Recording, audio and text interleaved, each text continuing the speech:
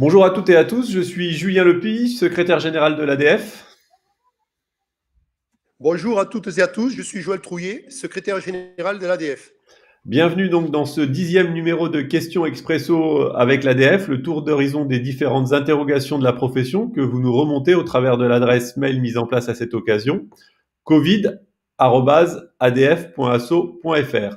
Aujourd'hui au programme, nous avons décidé de réaliser une synthèse de toutes les mesures qui concernent notre profession, notamment au niveau économique et social, car vous avez été nombreux à nous le demander. En effet, Julien, les mesures se sont succédées ces dernières semaines. Certaines ont même évolué au fur et à mesure des décisions du gouvernement. Mais avant de détailler tout cela, nous avons la chance aujourd'hui d'avoir un invité particulier pour nous parler de la situation de nos partenaires, nos amis les prothésistes qui sont bien évidemment pleinement impactés par cette crise, tout comme nous. Laurent Munero, bonjour. Tu es le président de l'Union nationale patronale des prothésistes dentaires.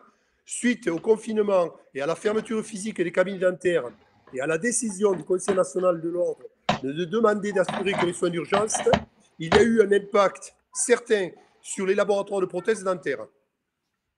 Bonjour Laurent, merci beaucoup en effet d'être notre invité aujourd'hui. Donc évidemment, comme l'a dit Joël, tout le monde est intéressé et concerné par cette crise. Donc qu'est-ce que tu peux nous dire sur l'impact actuel pour les laboratoires de prothèses, puisque nos cabinets sont fermés, vos laboratoires également. Comment ça se passe?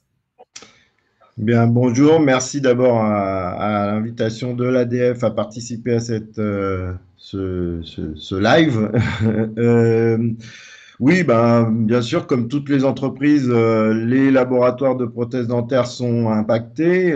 Ils ont été impactés d'une part dès l'annonce du confinement, puisque ben, il fallait bien respecter les consignes sanitaires, et puis également parce que, ben, comme les chirurgiens dentistes se sont arrêtés aussi de travailler par manque de travail à faire. Donc, dès le mardi midi, beaucoup de laboratoires ont fermé leurs portes. Quelques-uns ont continué un petit peu. Sur les 3500 laboratoires et les 19 100 personnes qui sont actives dans la profession de la prothèse dentaire, je ne pense pas qu'il y ait beaucoup aujourd'hui qui soient en activité. Les laboratoires ont mis leur personnel en activité partielle, comme un peu toutes les entreprises. Et donc aujourd'hui, nous attendons le signe de la reprise et du déconfinement. D'accord. Et comment l'UNPPD, en tant qu'organisation professionnelle représentative des laboratoires de prothèses dentaires, aide en ce moment les prothésistes face à cette crise? Je pense qu'il y a beaucoup d'accompagnement, un peu Tout comme à fait. On a essayé d'accompagner au mieux tous les laboratoires. Bien sûr, dès le départ, il y a eu beaucoup de questions, notamment sur l'activité partielle. On a essayé de mettre toutes les informations disponibles que le gouvernement, des mesures que le gouvernement avait mis en place sur le site Internet. On a fait beaucoup de posts sur les réseaux sociaux. Les prothésistes sont très doués sur les réseaux sociaux, donc c'est un bon moyen de communiquer actuellement. Et puis, on a un numéro d'appel qui nous permet de répondre à tous les appels qui nous sont faits. En fait, les grosses questions, c'était surtout sur l'activité partielle parce que, vous le savez, il y a eu des atermoiements sur le fonctionnement de la plateforme de l'activité partielle et beaucoup d'entreprises avaient du mal à se connecter, à avoir les codes. Et donc, on a essayé de débrouiller tout ça et de les aider au mieux pour passer ce moment-là. Ensuite, ça a été sur le fonds de solidarité, puisque chez nous, les entrepreneurs ne sont pas salariés, donc ils n'ont pas droit à l'activité partielle souvent, et ils doivent essayer d'avoir accès au fonds de solidarité. Alors, on sait que 70% du chiffre, maintenant c'est 50% en moins. Enfin, voilà, il y a eu beaucoup de choses qui se sont passées. Ça évolue. On essaye de faire évoluer tout ça. On met toutes les informations en ligne. On passe tout par les réseaux sociaux aussitôt pour essayer d'être les plus réactifs possible et pour que les laboratoires s'en sortent parce qu'on sait que ça va être quand même une épreuve difficile. On n'est pas à la fin du confinement, on ne sait pas quand est-ce que ce sera et tout le monde essaye de prévoir l'avenir pour pouvoir repartir. Donc, actuellement, les difficultés, au-delà des problèmes de papier, comme tu disais, de démarches chômage partiel ou fonds de solidarité, les difficultés pour les laboratoires, ça va être aussi des difficultés de trésorerie. C'est beaucoup des difficultés de trésorerie, surtout si ça dure. Nous, on a fait une enquête pour savoir justement quelles étaient les difficultés. Est-ce que les laboratoires avaient des difficultés à se faire entendre par les différents dispositifs qui sont en fonction. Aujourd'hui, on sait que c'est la trésorerie qui va pêcher. Tout le monde a repoussé un peu les échéances de certaines choses, comme ces échéances d'URSSAF, ces échéances de tout ça, mais tout ça, ça ne fait qu'être repoussé. Et il y a un moment donné où de toute façon, il va bien falloir payer. C'est pour ça que je pense qu'on est pareil qu'avec les syndicats dentaires. On demande plutôt que de repousser les échéances, quelquefois de voir si on ne peut pas éliminer une partie des échéances. Et c'est la demande de l'U2P, en gros, qui nous concerne, nous, une APL. Donc, les problèmes de trésorerie, elles sont liées aussi aux relations qu'on peut avoir avec les banques.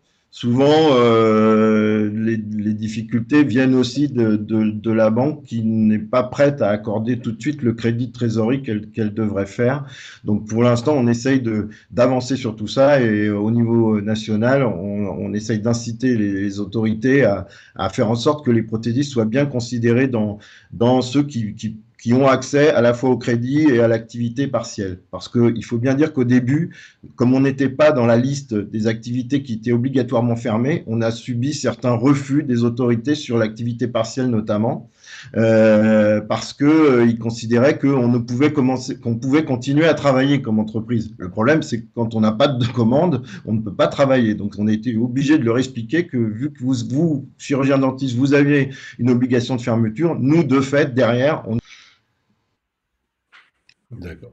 Et j'imagine que, bon, là, on parle de gérer le présent, des difficultés actuelles, mais un peu comme la profession dentaire, on commence à élaborer des stratégies, des réflexions sur la reprise, la sortie. Tout à fait, et je pense que c'est la même chose pour vous. C'est assez difficile de se projeter étant donné qu'on ne connaît pas les dates de fin. Si on avait un objectif de fin, ça serait quand même plus facile. Aujourd'hui, quand on ne connaît pas l'objectif, on se dit il faut se préparer quand même à la reprise sans savoir exactement quand. Donc, au-delà des problèmes de trésorerie qui vont être là, puisque il faut bien tenir la route le temps d'aller jusqu'au bout.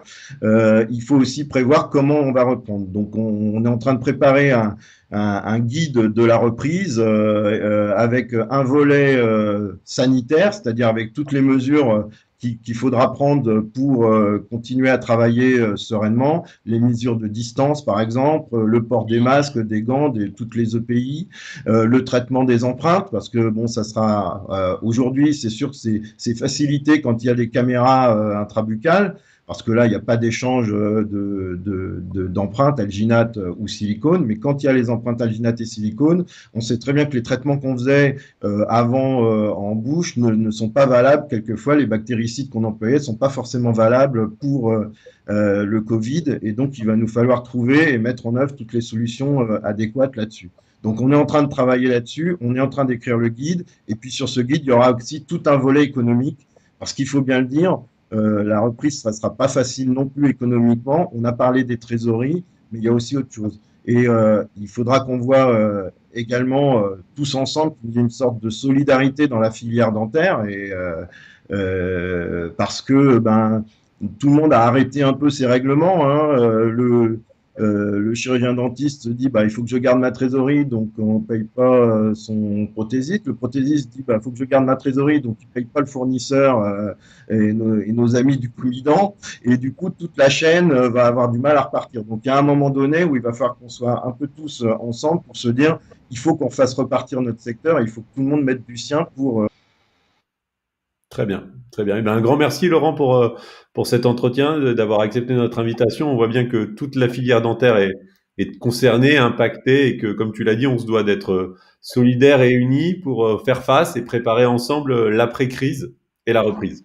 On a tous besoin les uns des autres, comme d'habitude, et on se retrouve à tous dans nos congrès respectifs à l'ADF, même si on sait qu'on ne sait pas comment ça se passera, mais je sais que vous êtes déjà en préparation.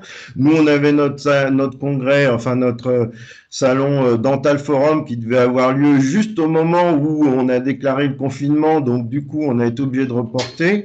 Ça se passera vraisemblablement fin octobre, si tout se passe comme devrait se passer.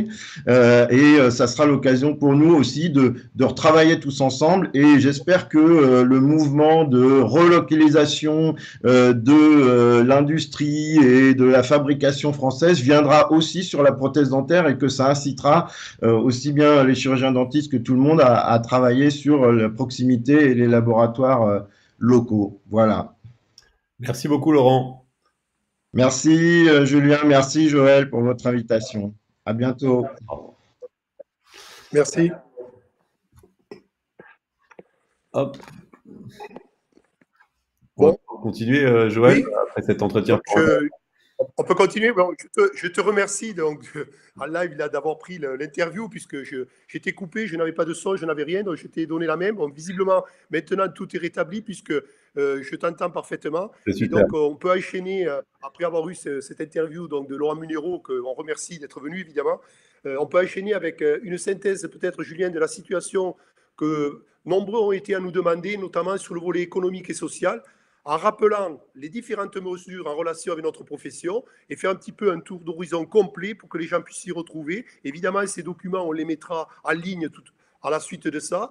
Bon, je remercie Alain Valory, qui est un chirurgien dentiste du temps, d'avoir fait la trame au départ de ce petit résumé, et il nous a dit qu'on pouvait l'utiliser. Donc, je crois qu'il y aura plus de lisibilité pour chacun d'entre vous. On commence d'abord avec les indemnisations pour les praticiens, avec la perte d'exploitation, Julien. Qu'en est-il ? Alors, en effet, hop, on y est. Donc, Jo, les choses sont claires pour le moment, puisque en l'état actuel du droit, les catastrophes sanitaires ne sont pas couvertes par nos contrats de perte d'exploitation. Donc, pour l'instant, il n'y a rien à attendre de ce côté-là de la part de nos assurances. C'est qu'il y a un lobbying intense des assureurs pour ne pas avoir à couvrir une éventuelle déclaration de catastrophe naturelle ou quoi que ce soit. Donc, pour l'instant, la solution économique n'est pas du côté de nos assureurs à ce jour. Deuxièmement, concernant les indemnités journalières pour les chirurgiens dentistes.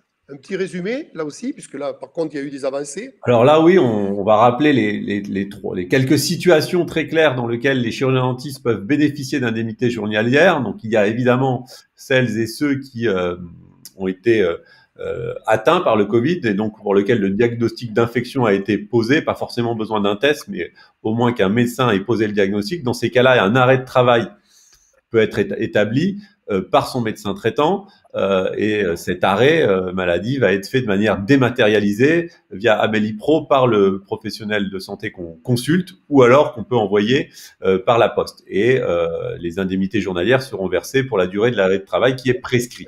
Ça, c'est le premier cas de figure. Le second cas de figure, c'est bien évidemment pour la garde d'enfants. On a une possibilité d'indemnisation sans délai de carence et limitée au départ à 14 jours à condition qu'il n'y ait pas d'autre solution de garde pour le professionnel de santé concerné.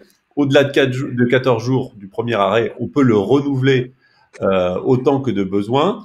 On peut alterner cette garde d'enfants entre les deux parents, d'accord ? Et ce qui est important de savoir, puisqu'on rentre désormais dans cette période, c'est que l'arrêt est valable pendant la période des vacances scolaires. D'accord ? Donc, c'est une situation importante à prendre en considération. Et la demande d'indemnisation se fait depuis le site déclare.amélie.fr sur l'espace employeur. On se déclare évidemment comme l'employeur et l'employé concerné pour la garde de son enfant de moins de 16 ans. Et le troisième cas de figure, Joël, concerne les patients à risque Covid. Donc là aussi, il y a une procédure d'arrêt de travail simplifiée qui a été mise en place, donc avec une indemnisation sans délai de carence et limitée à 21 jours. Donc ça ne concerne uniquement les personnes dites à risque de développer une forme grave. Donc c'est les femmes enceintes au troisième trimestre, les personnes âgées de plus de 70 ans et plus, et les personnes en ALD, donc bien en ALD au titre des pathologies liées à un rapport du Haut Conseil de santé publique. Donc, il y a beaucoup de pathologies dans cette liste, mais il faut être en ALD. Et là aussi, la déclaration se fait depuis déclare.amélie.fr. Bon, pour continuer notre tour d'horizon, Julien, quels sont aussi les reports de charges possibles? Je veux parler des échéances fiscales, impôts et caisses de retraite. Alors, concernant les échéances fiscales et les impôts, alors les paiements mensuels de la CFE et de la taxe foncière peuvent être suspendus. Il faut se rendre sur impôt.gouv.pro pour faire ce type de démarche.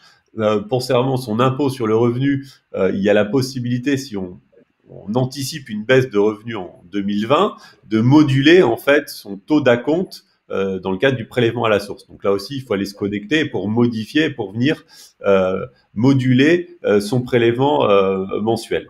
Ça, c'est pour la partie impôt. Paiement. Pour la partie déclaration, Joël, puisqu'on va rentrer dans la période de déclaration de nos chiffres 2019, donc là, on sait que les dates de télédéclaration ont été reportées. Ça va ouvrir à partir du 20 avril 2020 et les délais se font par zone. Donc la zone 1, c'est les départements du 01 au 19 et pour les non-résidents, donc on a jusqu'au 4 juin 2020 pour faire les déclarations. La zone 2, les départements du 20 à 54, ça va jusqu'au 8 juin. Et pour la zone 3, pour les départements numérotés de 55 à 974-76 pour les outre-mer, on a jusqu'au 11 juin pour faire cette télédéclaration, 23h59 heure limite. Pour ceux qui bénéficient d'une exception pour continuer à déclarer les revenus au format papier, là, la date limite est au 12 juin. Et pour la caisse de retraite, Julien? Alors la caisse de retraite, celle-ci donc a annoncé la suspension des cotisations puisque les prélèvements du mois d'avril et du mois de mai 2020 ne seront pas effectués et prélevés. Ça se fait automatiquement pour cette démarche. La profession, donc comme l'a dit Laurent Munro, tout le monde demande à ce que, au-delà des suspensions, ça soit purement des annulations pour certains de nos prélèvements. Donc ça a été fait auprès de la caisse de retraite. On sait qu'il y a eu une réunion et un conseil d'administration la semaine dernière et que sans doute des annonces seront faites en fin de semaine par le président de la caisse de retraite, apparemment vendredi. Merci Julien pour ces précisions. Qu'en est-il également de l'accès au fonds de solidarité, aide financière, report des loyers? Alors pour le fonds de solidarité, on le rappelle, c'est une aide qui est possible pour les très petites entreprises, celles qui font moins d'1 million d'euros de chiffre d'affaires. C'est une aide qui peut aller jusqu'à 1500 euros mensuels défiscalisés. Il y a deux conditions principales à retenir. Il faut avoir pour bénéficier de cette aide, il faut avoir une perte de son chiffre d'affaires d'au moins 50% par rapport au même mois de l'année précédente. Donc, il faut regarder le mois de mars 2020 et le mois de mars 2019 pour comparer, voir s'il y a une baisse de 50%. Pareil en avril. Ça, c'est le premier critère. Le second critère, et on sait que celui-là pose problème pour un grand nombre de nos cabinets, c'est avoir un bénéfice inférieur à 60 000 euros sur la dernière année fiscale de référence, qui est de 2018 pour nous, même si là, on va commencer à pouvoir prendre en considération 2019 si on dépose sa télédéclaration. Et la démarche se fait sur impôt.gouv.fr. Le formulaire est disponible depuis le 31 mars. Donc, ceux qui sont dans les clous peuvent faire cette demande. Si on enchaîne sur les loyers et les charges, là aussi, il y a des ordonnances en date du 1er avril qui a été faites par le gouvernement pour faciliter ces reports. Donc, il faut demander un report à l'amiable auprès de son bailleur pour son loyer. Et pareil, on peut demander à son fournisseur d'eau et son fournisseur d'électricité un report de prélèvement par rapport à ses factures d'eau et d'électricité. Ce sont des démarches qui ont été facilitées par la loi.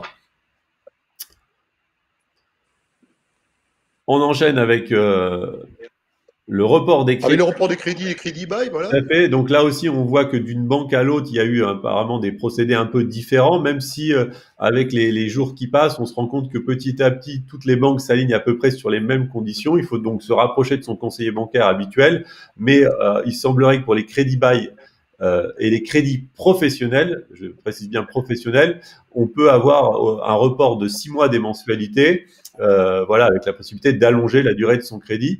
Pour les reports de crédit personnel, c'est un peu plus compliqué. Les démarches sont un peu plus lentes. Certaines banques traînent des pieds et il se peut que le report ne soit pas total puisqu'il y ait des intérêts du crédit à payer pendant la période de report. Enfin, Julien, pour toutes ces mesures et pour être complet sur tout ce qui s'est passé depuis ces 3 semaines, concernant les salariés des cabines dentaires, tu peux nous faire un petit rappel un petit Bah, peu? voilà, on en a parlé. On sait que les salariés, en fait, il y a deux grandes situations qui sont possibles. C'est soit le fait qu'ils puissent bénéficier d'indemnités de la sécurité sociale pour différents cas de figure. Bah, évidemment, l'arrêt de maladie si le salarié est atteint du Covid. Et là, on retombe dans la même démarche que pour les professionnels de santé, c'est-à-dire que c'est le médecin qui va déclarer cet arrêt de maladie. Et je rappelle que de par notre convention collective, la salariée qui est malade va bénéficier du maintien de salaire dans le cadre de notre convention collective. Le salarié qui est vulnérable, lui aussi, peut bénéficier d'un arrêt jusqu'à 21 jours. Là aussi, c'est au salarié de faire cette déclaration lui-même en tant que personne vulnérable et à risque. Il y a le salarié qui va bénéficier de l'arrêt garde d'enfants. Donc là aussi, on sait que c'est 14 jours. C'est à l'employeur de faire cette déclaration sur déclare.amélie. C'est renouvelable. Là aussi, il y a des IJ qui vont être versés à l'employeur. Il y a un maintien de salaire qui est mis en place par l'employeur par la convention collective. Il faut savoir que dans ce cas particulier, le contrat AG2R, pour ceux qui l'ont souscrit, ne va pas couvrir et il n'y aura pas de remboursement du maintien de salaire. Et enfin, le dernier cas de figure, qui est celui du chômage partiel, dont on a déjà beaucoup parlé. Donc là, c'est à l'employeur de faire la déclaration sur le site mis en place par le gouvernement à activité partielle. Et l'employeur va verser 70% du salaire brut au salarié et il recevra en tant qu'employeur une indemnisation à hauteur de 8,03 euros net au moins, au minimum, en fonction du salaire. Et on voit que les choses s'améliorent de plus en plus. On n'a plus de remontée de dossiers en difficulté, il y a juste des délais de traitement. Mais maintenant, apparemment, les réponses se font presque 48 heures quand on dépose son dossier. Donc voilà un peu pour le tour d'horizon complet de toutes ces mesures et de la synthèse. Et comme tu l'as dit, Jo, on va mettre tout cela sur le site internet pour que chacun puisse avoir l'information exhaustive et actualisée, parce qu'il y a des choses qui ont changé au début du mois d'avril. Donc on actualise toutes les informations sur notre site internet au fur et à mesure qu'elles nous parviennent. Bon, mais je te remercie, Julien, pour la réponse et ce résumé qui vraiment montre que il y a eu quand même des avancées certaines. Bon, j'espère que vous n'aurez pas été trop impacté par les problèmes techniques, puisque tout le début de l'émission, comme vous avez compris, j'étais absent puisque je n'entendais pas ce qui se passait. Mais ça, on a résolu le problème en fin d'émission. Donc, je vous invite à continuer à poser vos questions à covid@adf.asso.fr et je vous donne rendez-vous demain pour une nouvelle question expresso avec l'ADF à 14h. Merci de nous avoir suivis. À demain. Merci beaucoup. Bon après-midi.